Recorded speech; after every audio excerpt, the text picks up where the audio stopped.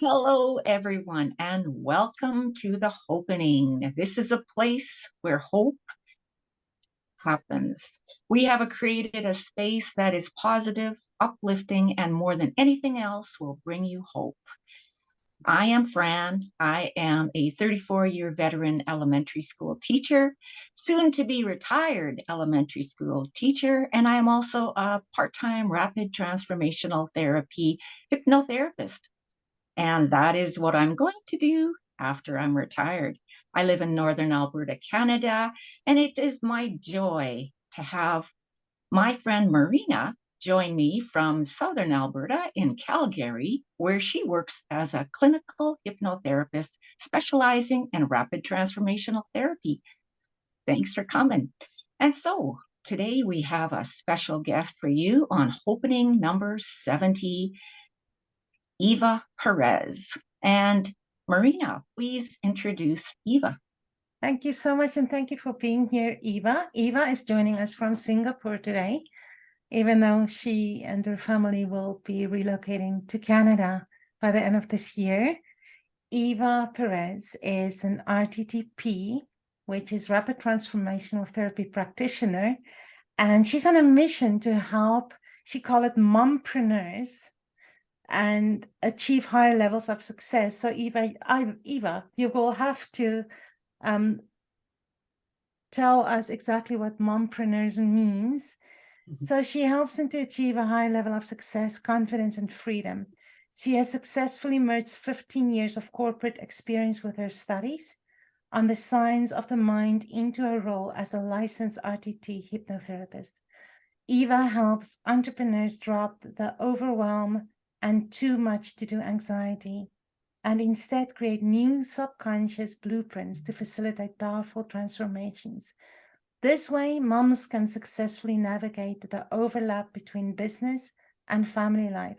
Eva is an avid speech reader and matcha evangelist who firmly believes in having fun every step of the way while taking her family along for the ride. Welcome, Eva. That sounds amazing.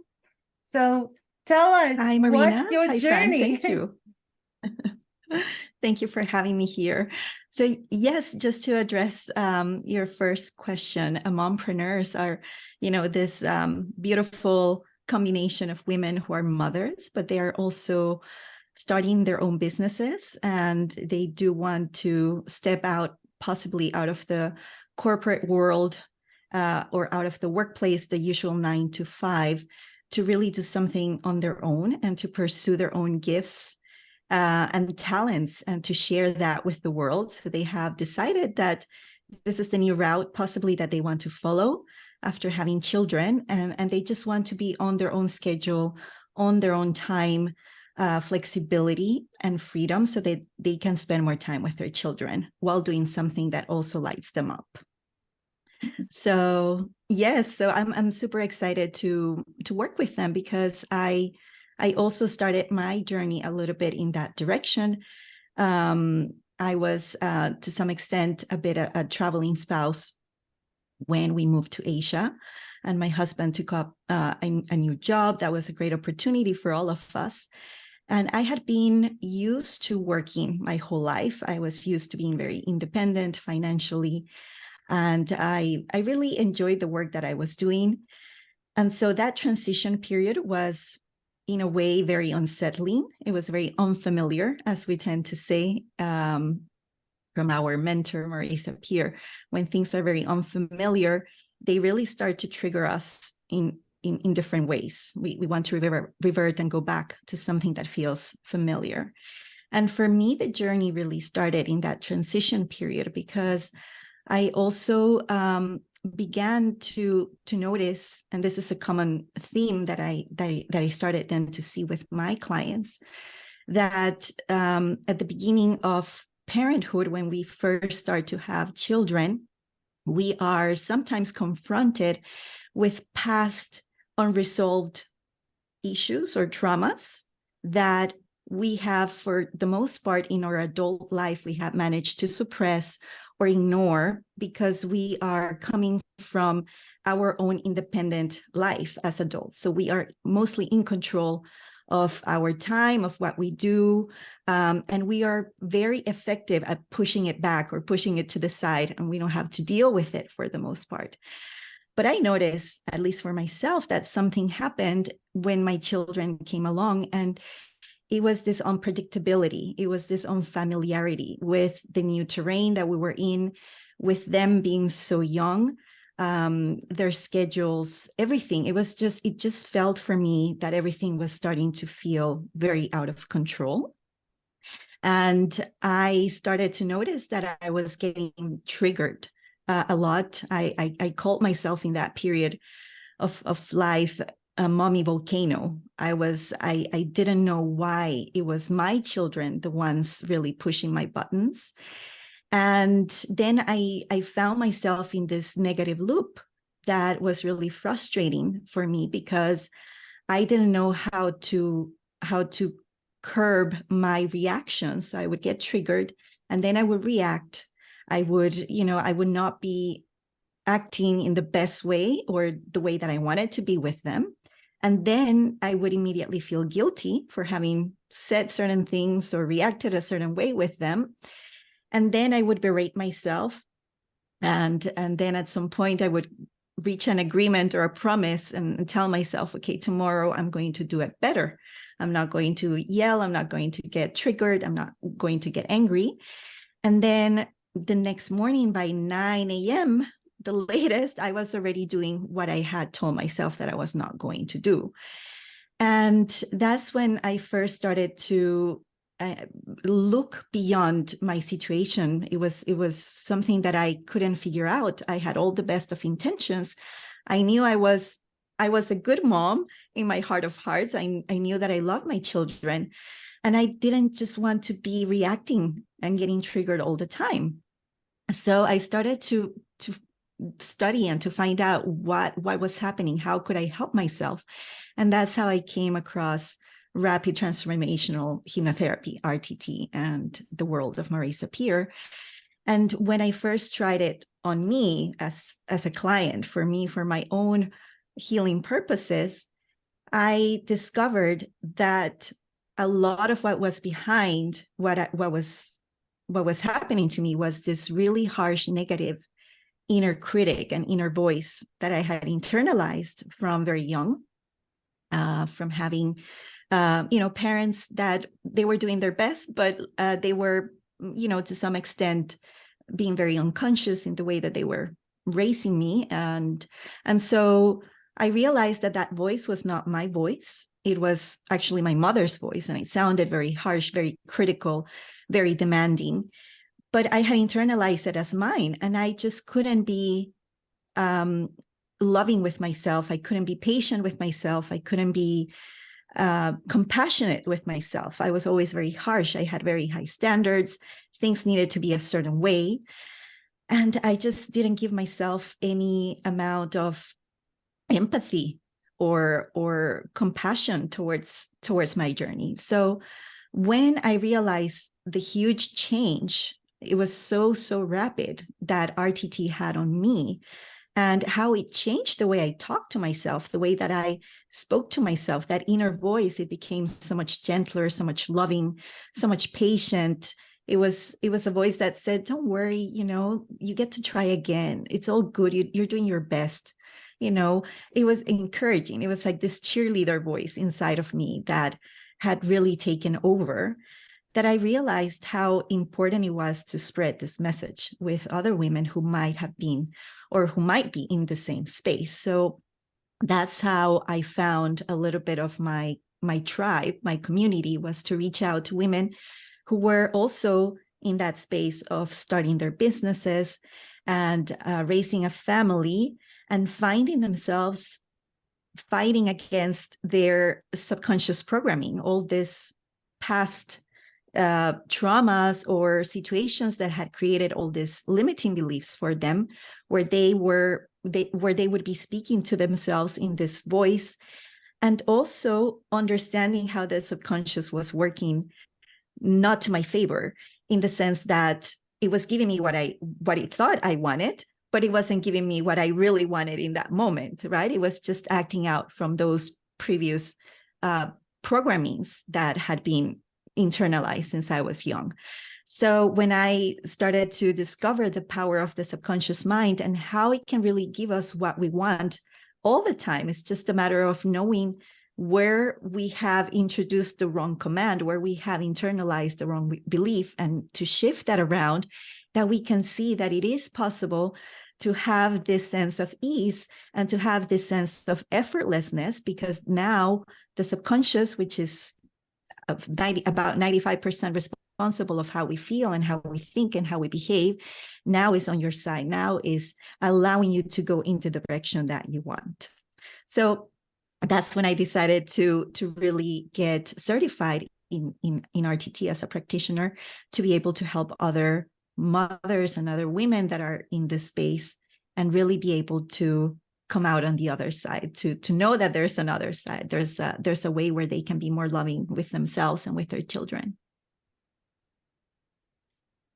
That was amazing. Absolutely. You touched on so many things, like the power of the subconscious mind and how we get programmed, right? We're little kids and we watch our mom being a mom, our father being a father, and the interaction between the two, and we learn that. It goes in, and like you said, you could hear your mom's voice as you're parenting your own children. So yeah, I totally understand. You were in the corporate world for a long time before you became an RTT therapist, correct? Yeah. How did the corporate world, like your 15 years in the corporate world, help out with what you help your clients with once we find out what the underlying beliefs and that type of thing is? What is, you've got a fantastic name, the mummergy the mummergy movement. Yes. So how did your experience in other facilitate what you do right now? So it's quite helpful to have been in the corporate world, because it allows me to understand where most of the women that come into the space of, having a corporate career no longer works for me as a mother. Like, I want to spend more time with my children. I really want to find something that allows me that flexibility to watch them grow up and to be with them during those early years where there's so many precious and beautiful milestones happening, and I don't want to miss anything of that. But there comes this conditioning, right? There's this programming. Usually these women that are leaving the corporate world, they are used to a very specific type of environment. It's a very conscious, effort driven type of environment. So they get rewarded for putting in the effort, for doing the work, for getting the everything done on time, or in a satisfactory way. And they have this sense of accomplishment and this sense of success, because it gets rewarded accordingly, right? It's merit based. So I put in the effort, I do a great job, I get recognized for it. And what happens is that we become conditioned and used to thinking that if we set our mind to, and I put a little bit of air quotation marks in here, if we put our mind to, we're going to get where we want to go. And for the most part, it is true. However, what it has helped me is to discern and to find out what are those nuanced layers that women need to understand about their own mind, how it works. It's not only the conscious mind, it's not only the conscious effort, which is a very, very small percentage. So even though we have a lot of willpower and we have a lot of drive, and for the most part, these are women that are very clear on what they want. They are used to having clear objectives, to do quarterly revisions, to the reports, they're data driven, all of that. They understand the world of numbers and everything. And so they conceive it very easily in the sense that if I put in the effort, I will get the results, because that's what I've been told. If I put in my mind into it, it will get me to where I want. And the hypnotherapy part, the RTT part, has helped me understand the rules of the mind, how our subconscious mind is ruling the show, because the conscious effort and the willpower will only get us so far until we reach burnout, until we reach frustration. And so my clients come to me usually, why can't I make this happen? Like, I don't understand. I'm doing all the right things.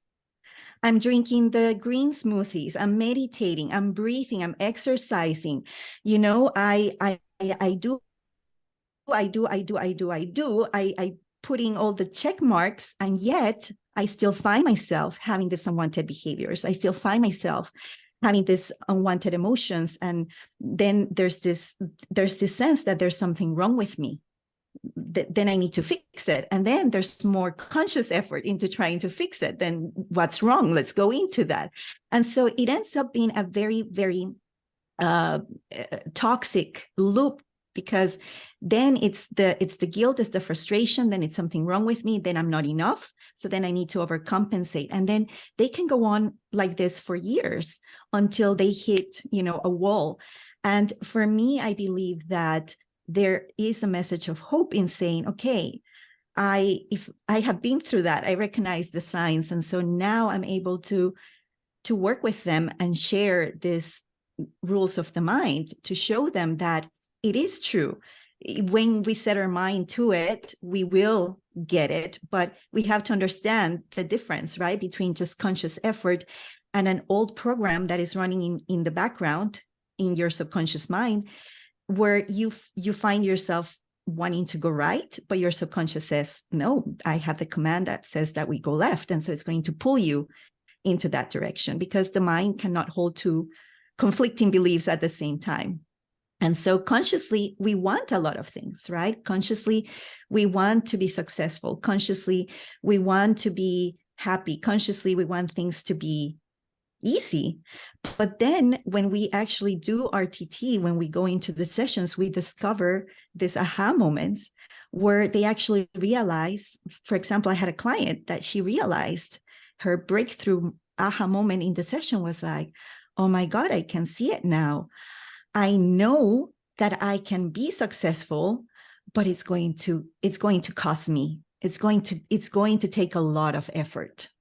So she had internalized this belief that success was available to her, but only under certain conditions, that she really had to work hard and that it had to come with a lot of effort. If something felt easy, if something felt effortless, she was going to reject it. Her mind had the command to say, no, this is too easy. This is too fast. This is happening without a lot of effort. So we're going to reject it. We're going to sabotage it. We're going to make everything happen so that we lose it, because we can't accept something that comes so easily. The command is a different one. And these are the beliefs that when we get to use RTT on, clients get to realize, oh, this is what my mind has been working with all this time. So consciously, yes, I want easy. Consciously, I want effortless. But subconsciously, what the mind is saying is, whatever comes easy, we're going to discard it, reject it, not trust it, think it's unsafe. And we're going to do everything in our power to just not be in a position to receive it. And so I just find it fascinating how it's not there is something wrong with anyone or that there is anything to fix in us as humans. It's just our mind is doing what it thinks it wants us to do. But once we are able to talk to it in a way that it gets the upgrade, it gets the message, it gets the memo, so to speak, then all the doors start to open up. So I believe that having that corporate experience or background allows me to speak their language, right? Because for them, things are very, very 1 + 1 is 2. And I say, yes, it's true. But then there's other layers that are also at play. And this is how they come about. This is how they start to sabotage you in a certain way. I love the perspective from the corporate background. That is, I've had office jobs, but I never really thought of myself as corporate per se in my life. So there's definitely a different way of thinking. And I love your perspective on it and your understanding of it, how it translates into motherhood. And sometimes almost seeing motherhood as the same result-driven, result-based job, which is kind of different from that because it's so unpredictable to have children. So I love your perspective, Eva. I think it's just beautiful how you frame it and how you express that, and the ability to understand and to guide the clients through that. That's fantastic. And you and I had a lot short conversations before we went on camera, and I have this awareness today that when I had my babies 29 years ago, was the first one, it was such a different world then. There are so many expectations on mothers today, and so many, life is so busy. There are so many layers of things that's being added to children's lives. And Fran, you probably know this, being a teacher for so long, it has expanded so much, the things that are available to children today, and indirectly then the stress that put on parents. So just as you were talking, I was thinking of that because I have a grandbaby and he's 18 months old. And I do not know how my son and his wife do that. I'm exhausted after one day with him. And there's so many things today that I never had when I had my children. So I don't know if you want to speak to that for a bit. Certainly. So what happens is that motherhood has become very polarized. It has become a very, very polarized arena. It's either you breastfeed or you bottle feed, right? It's an either or type of situation. You either gave birth naturally or you were C-section. You know, children sleep in their crib or they co-sleep and so forth, right? It's all this either or, either or, either or. And it puts women in a position, and new mothers in a position where they don't feel that they can win because it's an either or type of proposal. And so it becomes very already charged. It's a period of where we are trying to figure so many things out. And again, what you were saying, right? When we feel that we have always gotten results by following certain steps and following certain directions, and I just go on YouTube and there's a tutorial video on how to do everything, right? How to do this, how to do that. And search engines have all the data and all the information on every topic on the planet. But yet we find ourselves in charge of this little bundle of life that is their own person. They have their own needs. And then they are just going at their own rhythm. And this is a little bit of the masculine model. And by masculine, I don't mean that we do it in a male type of way. Masculine is more the energetic of doing.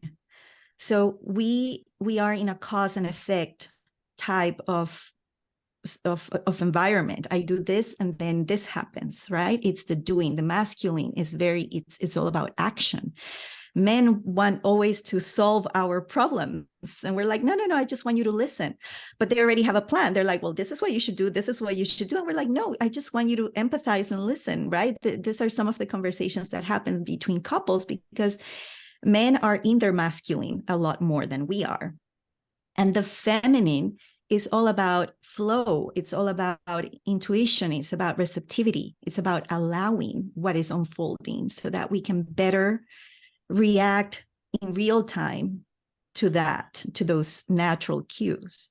But what happens is that, and this is being taught by coaches, this is not coming from me directly, so I don't have any attribution to it, but other coaches that I have been in their sphere, what they have said is something very beautiful and very enlightening, and that I pass on as well, which is motherhood and mothering is a masculine word.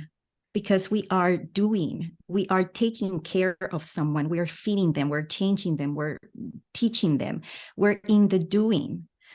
And we need to understand that, yes, that is part of it.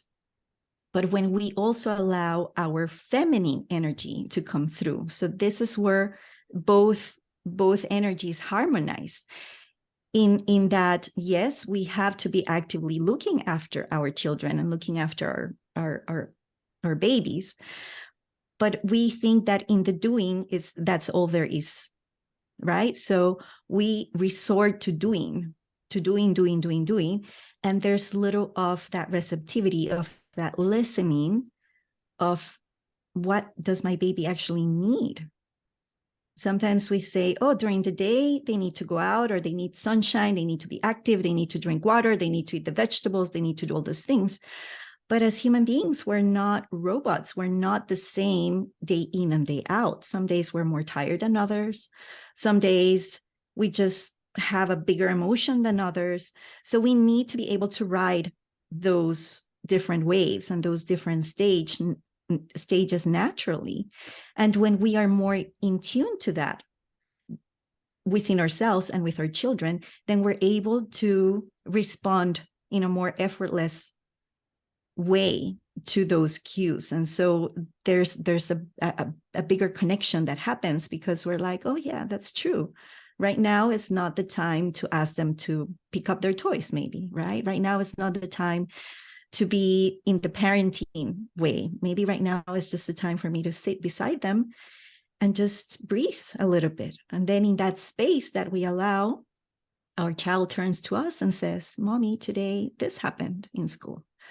Whereas if we had been always on the schedule, on the go, with the program, following the things in our mind, in our head that we say, this is how it should be, then we miss out on that, or we don't open up the space for our children to connect with us. And the same happens within ourselves, right? When we are trying to not connect with those emotions or those energy flows, then we're not able to read our own cues, and we're not able to respond accordingly. And that's a little bit what happened to me. And that is sometimes what ends up happening to my clients that end up coming to me, because they have reached the point where they say, I don't know what else to do, right? I don't know what else to do. And I say, yes. And that's a little bit the conundrum, because it's not about doing. Now it's about going deeper and being more receptive with our bodies, with ourselves, on what is really happening. And for that, we need to let go, and we need to listen more and do less, so that we can connect in that way. Yes. That reminds me, I just read what you're saying right now. It's out of a book that I read daily, right? It's like the June 15th in this book, and it says, when you approach me in stillness and in trust, you are strengthened. You need a buffer zone of silence around you in order to focus on things that are unseen. It's perfect. It's exactly like what you just said, the buffer zone of quiet, right? That's not consumed with screens or voices or anything else, but just this little buffer zone around you and your child. That's beautiful. I never thought about that before. Yeah. Yes. Yes. And people sometimes, they have this barrier to hypnotherapy, because they say, oh, I'm interested, oh, so interesting, hypnotherapy, but I'm so afraid what will come up. I'm so afraid what I'll find out about myself, or what will I discover.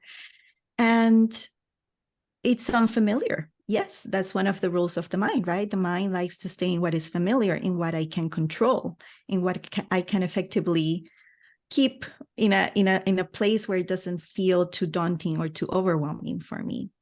And I guess the message of hope is that there is absolutely nothing inside of us that can harm us, or that can destroy us, when we go deeper and trying to have a better understanding of what that may be. In fact, is freedom, it's liberation at the end, what we find, right? So it is unfamiliar at the beginning. It might seem a little bit uneasy.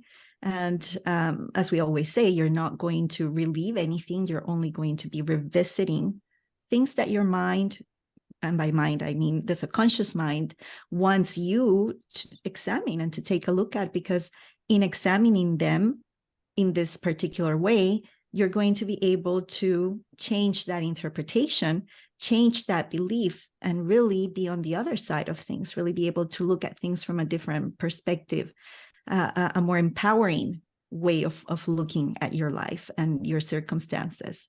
So I guess this message of hope also goes in that realm as well. As you say, that willingness to go inwards, that willingness to explore what has been in the shadows for a while, but we do it out of protection. And when we know that it was done out of protection, then we can take steps to get that courage and look into it. And courage is nothing more than stepping into our own vulnerability and be willing to say, okay, it does feel like I'm giving up power, that I'm giving up control to some extent. But in another sense, it is actually giving you the strength and the power to face life differently and to face life with a renewed sense of self. And that is something that I find that is priceless, because if you're thinking that you're broken and that someone needs to come and fix you, you're actually giving up that control. You're giving it to someone else or to something else, right? Then it's this modality, then it's this diet, then it's this method, then it's this program, then it's this course. But when we realize that the power is within us and it's just misguided, it's just a misguided directive. That's all there is to it. Our subconscious just got a wrong set of instructions. And in fact, it wasn't even wrong to begin with. It was just the right one for that moment in time. It's just that it didn't get an upgrade. So I always use that example of, we upgrade our laptops, we upgrade our phones, everything, right? It's always like the system upgrade, and we click immediately because we're like, if I don't do that, my phone or my computer is going to run slowly. It's going to have bugs. It's not going to do what I want it to do. So I understand intuitively that it's necessary for me to do the upgrade. But how many times do we upgrade our beliefs? How many times do we upgrade those ideas and perceptions that we had growing up that made sense back then? For a child that was 5, 7, 10, those beliefs made sense. It actually kept them safe to some extent. But now that we are adults and we have a different perspective and a different context, we're able to see it differently. And that is the power that comes from RTT, is to say, it's true. Now I am bigger. Now I am capable. Now I have phenomenal coping skills. Now I am able to step into my life with power and with conviction, and not thinking that I'm still that little child. So that upgrade of the inner parts of us is such a powerful way to give us that sense of what is possible for us moving forward. Well, Iva, this was absolutely fantastic, and I can just hang on your lips for hours. So very, very well done. And thank you for explaining this so well to us. And I'm pretty sure there will be some Mommergy people out there who would really love to connect with you. So what is the easiest way for people to get hold of you? Yes, so they can always reach out to me. So they can reach via Instagram. So it's at Mommergy Movement. And they can also get my website, which is themommergymovement.com/call Iva. That's CALLIVA. And they will get a link there to connect with me, and we can get on a call. And I will. It's a complimentary call, and they can just explain a little bit what has been challenging for them as of late. And I can help them put together a plan to step forward with more power and more sense of control over their situation, so that they can feel that they're taking action, and at the same time they are really addressing what needs to be addressed in the right type of energy, right? Not only the doing, but also the being more receptive to what their bodies and what their needs are. So those are the best ways. I have my Facebook page, which is the Monnery movement as well. So they can look me up, and I am always happy to just answer any questions. They can reach out to me, and I am always happy to also get on a quick call and have a quick chat. Amazing. I absolutely love your energy. Thank you so much for being with us today. Really Thank you, appreciate Marina. that. Thank you, Fran. It was amazing to be here and share as well. Thank you. And thank you for the hope. It's wonderful. Mm-hmm. And all thank your you. knowledge, so much knowledge. Yes. You've put it together so well. Very well spoken. Very, very well Thank you. spoken. Love it. Thank you so much. Appreciate that. And thank you, Fran. Thank you, Marina. Thank you to everybody watching, listening, and we will see you next time. Mm-hmm.